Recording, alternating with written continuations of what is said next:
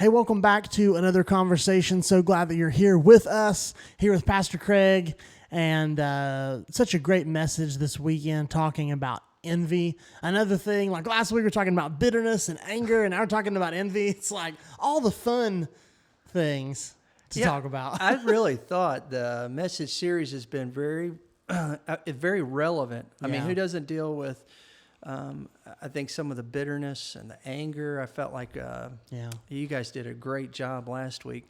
And then the week before, just dealing with some of that, the fantasies that we have kind of created in life. And then Pastor Steve just really talking about our physical and spiritual walk with the Lord. Yeah, it's good. It's great. Good stuff. It's been a great series, and you guys have had some great comments and engagement about that, which is always good, right? It's always good to get feedback. It's great to get positive feedback too, and maybe how you feel about that feedback says something about your envy, your state of your heart, maybe.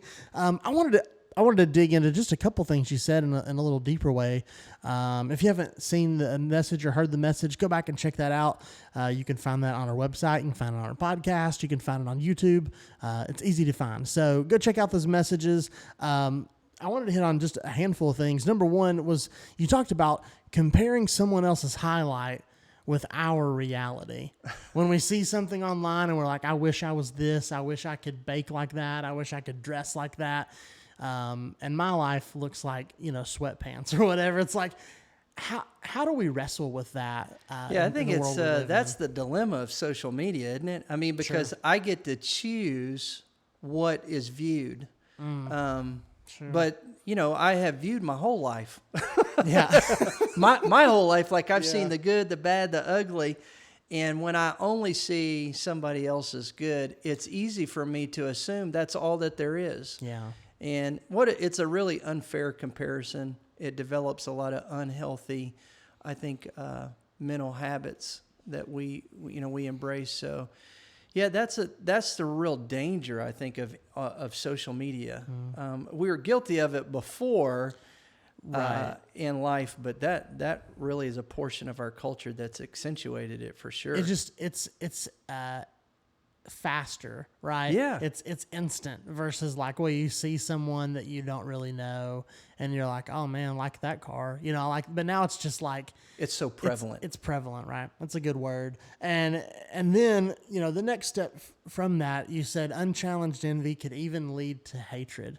It's like, yeah, it can though, right? Like when we step back and examine, much in the same way like last week when we were talking about bitterness, what that can grow from that kind of root, that seed of that. It's like, man, I could grow to hate someone or something. And I think that starts off so subtle, almost feeling the celebration within if I move up a little bit. But then I think when that doesn't go on, when I don't find, if I'm in that comparison trap, or so to speak, then I think if I am going on and I just don't seem to be able to edge at all in the comparison, if I see you fall just a little bit, and if I see you come back to where I am, what happens? I mean, nobody wants to allow this conversation to register. But the reality, I do think it happens in our minds. Yeah. We feel a little bit of satisfaction in it. Yeah. And then we feel like if we talk about it, we're like, oh, this stings a little bit to even admit that it rises within me. Yeah, there's a level of honesty that if you could say out loud those things you're thinking, that you wouldn't want to say them, right? Yeah, I mean, I think we would feel shame. Yeah, I mean, like I'm glad that they gained weight. I'm glad that they lost their job. Like, what? That's awful, right? But you do feel that way, right? Yeah. And that is, I think you did a good job of just really pulling out where that comes from, right? That comes from that kind of envy. It comes from that desire for something. The desire for the thing becomes bigger than the thing itself. Yeah. Right. So it's not just, I want to do a good job at work. It's, I want to be perceived like I'm successful. Yeah. I don't even have to be successful. Right. And that's the problem with, online content specifically is you don't have to actually be rich or famous or, well, you don't have to be any of those things. You could just perceive to be that way. Yeah. And what you find so many times, which is sad, is a lot of loneliness, a lot of isolation, a lot of, people who are appearing one way but living in another, and they're just as envious as we are of someone else, right? Envy kind of has no limits. Yeah, because I think going back to what we talked about earlier, when you have built up a perception, you know the reality. Sure.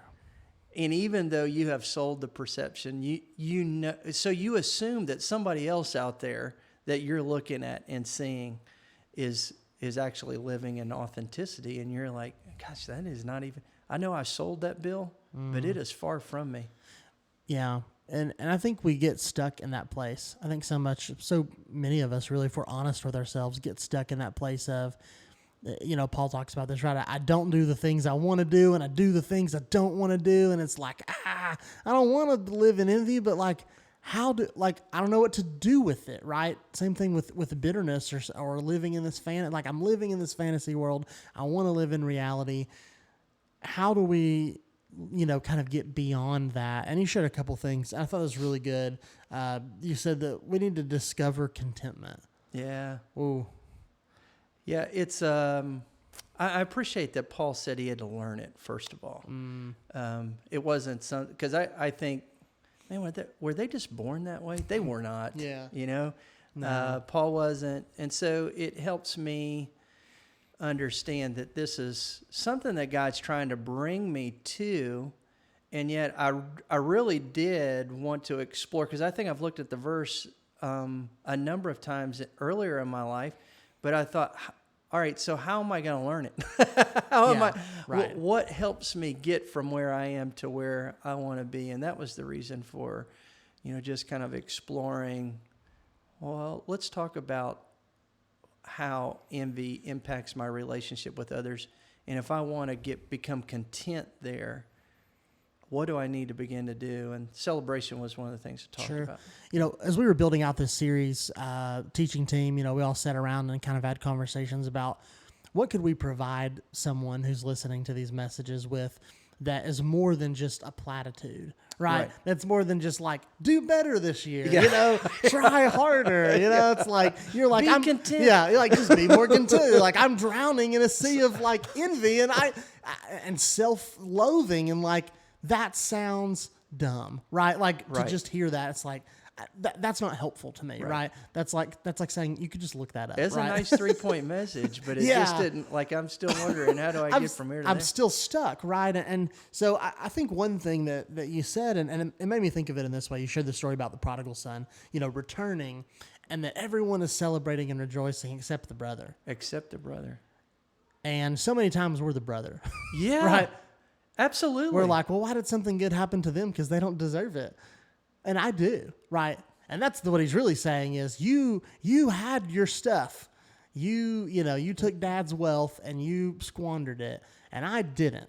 I didn't get to have fun, and now I'm, Yeah, he's really mad. And I get it, because there's his perspective is something I think resonates within all of us. Sure. And I think looking at that story afresh, I knew that there was a party, but I don't know that I really stopped and thought about, hey, Craig, do you celebrate with others when you see God at work in their lives? Mm-hmm. Sometimes, especially if I felt like I was pretty good in the comparison with them. Is that not so? Then it was okay. But do I really celebrate in areas that I envy? Yeah. And I think that example, to me, it's that's a good litmus test, right? For am I living in contentment? Right. Is when someone else succeeds in an area that I would like to succeed in as well. When someone else succeeds in an area that doesn't matter to you, you're like, yeah, good for them. Yeah. But if it's something that matters to you or is tangentially connected, right? It could be a family member or a friend or, someone in your field. It's like, hey, they got a promotion and you didn't. Can you celebrate with them? Can you then in that moment? Yeah. In that relationship? Because the reality is his brother has come home. right? Like his family's reunited. There's like so much good that has happened, but all he can see is the bad, right? The loss and the, well, I could have had my thing. And the dad says to him, it's always been here for you. Yeah. And I've always been here for you. The stuff is not what's important. So let's celebrate the person. And so I think for me, it's like, man, when someone around me gets something or, it gets recognized, right? Maybe on a list of, these are these top people. And it's like, well, I could have been on that list. I could have been. Could have been me. I'm better than them, right? It's like, oh, whoa. Where's that coming from? Where did that rise Why can't up? I just celebrate with them? And I think one of the reasons that we can't celebrate with people is when we don't see ourselves as God sees us, right? So we feel like we're entitled to more than we're given. We're special, But the reality is, one, we are special. So we don't have to feel that way, right? God does love us. He loves us greatly. That's what the Father says. Son, I've always been with you. Yeah. Everything that's mine is yours. And it's like, okay, there's a perspective shift there from look what he has to look what I already have. Exactly. And that's what, man, if we could get in that place.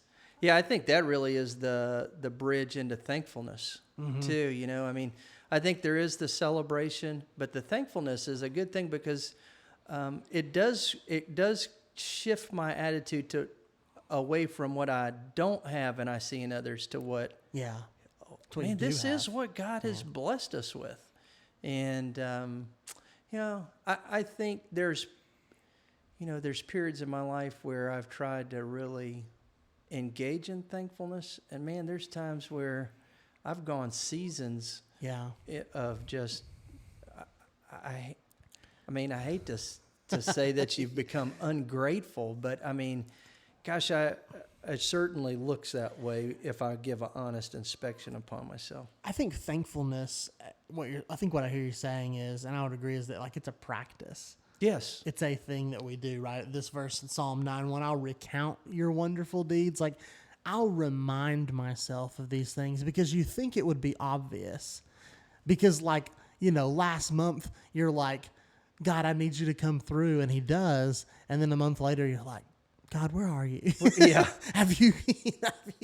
You see this in the life of David right through the Psalms and his sort of honesty. He's like, everywhere I go, I see you. And then the next Psalm, he's like, you are nowhere. I'm in a cave of despair. And it's like, okay, that is, they're both true.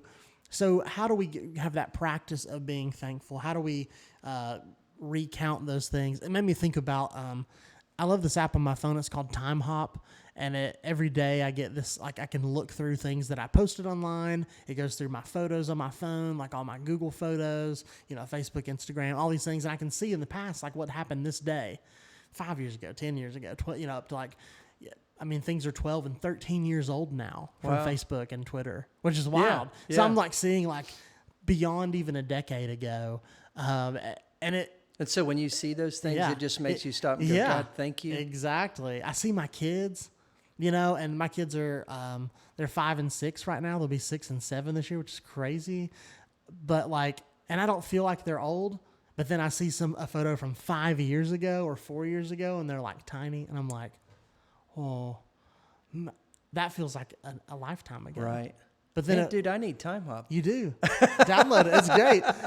It's free. You just plug in all your profiles. But I think what a great way to just helpful, remind right? you. To just remember those things. And almost every day, I'm sending my wife, a text message. Grab one of those. Look at the kids. This is 3 years ago. Look how tiny they are. And at the time, it doesn't feel like that much time has passed. Right. But then I see that, and I'm like, man, so much life has happened. And in that moment, it's like, man, I'm thankful for that time. And sometimes I'm thankful it's not that anymore. Sometimes it's like, man, that was hard. Or, or whatever thing that's happened that day. But it does kind of put you in that place of recounting those things. And because it's easy to forget. I guess that's what I'm trying to say in all this. It's easy to forget how good God has been to us because of your present circumstance, right? Absolutely. It's hard for me, right? When things are hard, I'm not thinking hey, I feel pretty good about that. And you're like, no, I'm really struggling.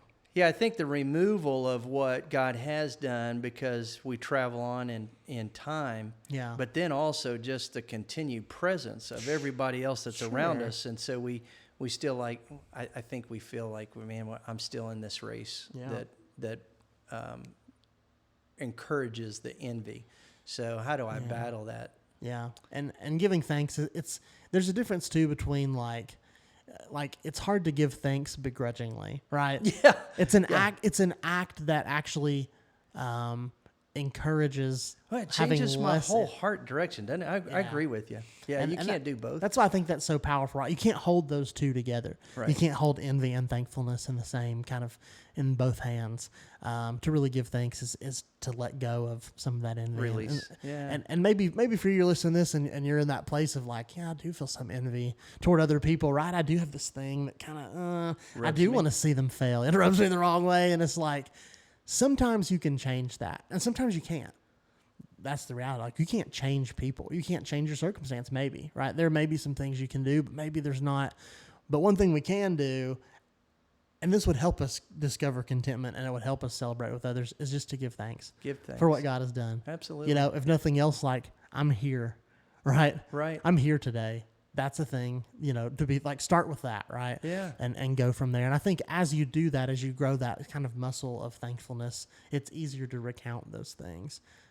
But it is kind of a practice. So, you know, maybe today you could just give thanks for one or two things, and bring some of that, you know, those positive reminders of how God's been good to you in the past.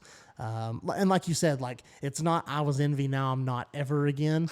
Maybe it's just like, I was more envious and now I'm less right. Yeah. We're all on this kind of journey together. And all these messages, that's true, right? We're not saying you could be free from wanting to please others. You could be free from bitterness. You could be free from, you know, from trying or striving. You can always have margin. Like, no, it's always a struggle. But if we can if we can take a step toward that, I think it would do us good. Absolutely. So, man, if you haven't heard the message, we'd love for you to go check that out. Check out all the messages in the I was blank. No, I'm not serious. We have one more week. Yeah. Excited to see Joe Single. Yeah. Next week we're talking about being broke. Yeah. Which I think probably almost all of us can definitely identify with. It's going to be great. And, man, thank you guys so much for being a part, for engaging with the series. We're excited about what's coming up next, and we'll see you next time.